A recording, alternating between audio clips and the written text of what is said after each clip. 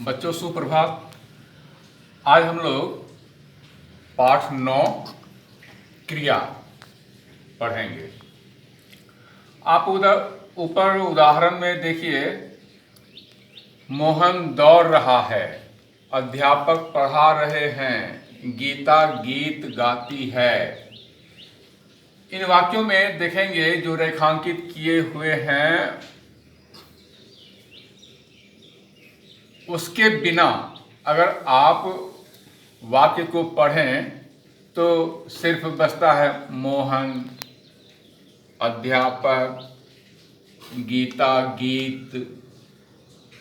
अब इतना मात्र कहने से बात स्पष्ट नहीं हो रही है कि क्या कहा जा रहा है या क्या कहना कोई चाह रहा है।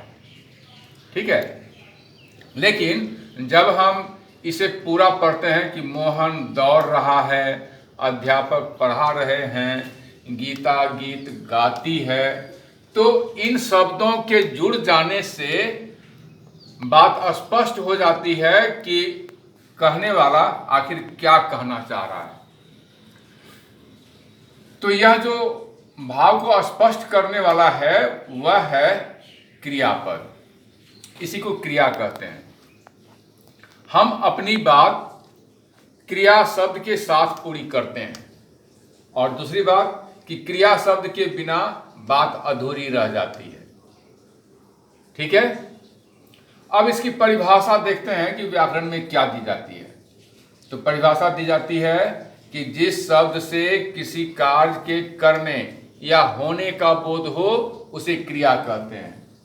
ठीक है, इस वाक्य में देखते हैं मोहन दौड़ रहा है। अब इसमें कौन सा पद ऐसा है, कौन सा शब्द ऐसा है जिससे किसी कार्य के करने या होने का बोध हो। तो दौड़ रहा है, इन शब्दों से ही पता चलता है कि कोई कार्य किया जा रहा है।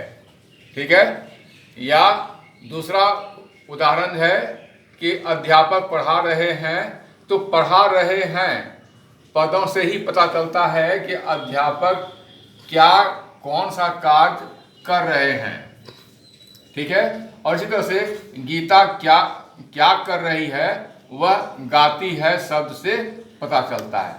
तो किसी कार्य के करने या होने का बोध कराने वाले जो शब्द हैं वे हैं यहाँ पर दौड़ रहा है, पढ़ा रहे हैं, गाती है। तो इसलिए इन्हें हम कहेंगे क्रिया। ठीक है, सामान्यतः क्रिया वाक्य में कर्ता के लिंग एवं वचन के अनुसार आती है।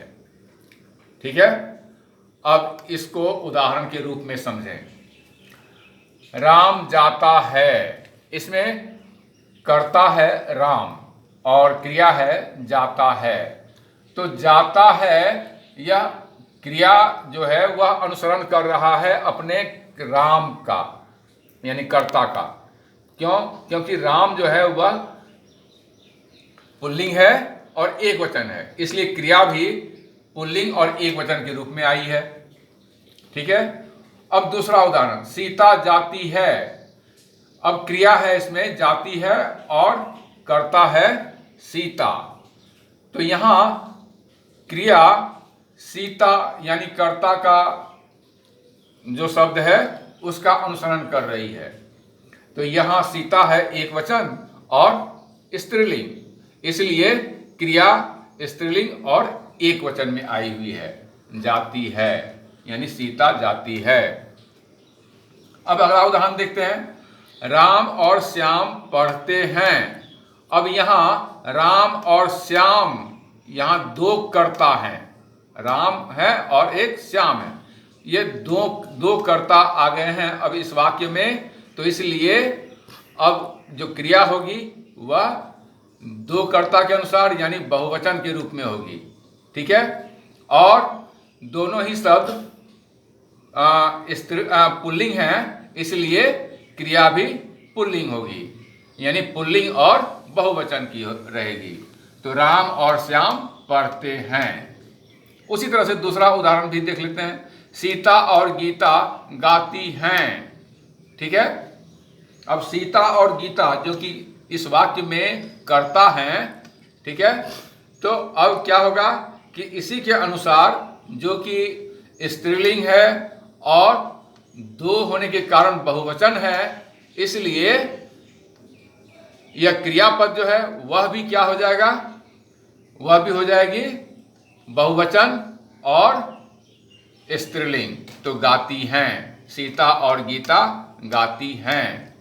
तो आज हम लोग पढ़े क्रिया, और आज इतना ही। धन्यवाद।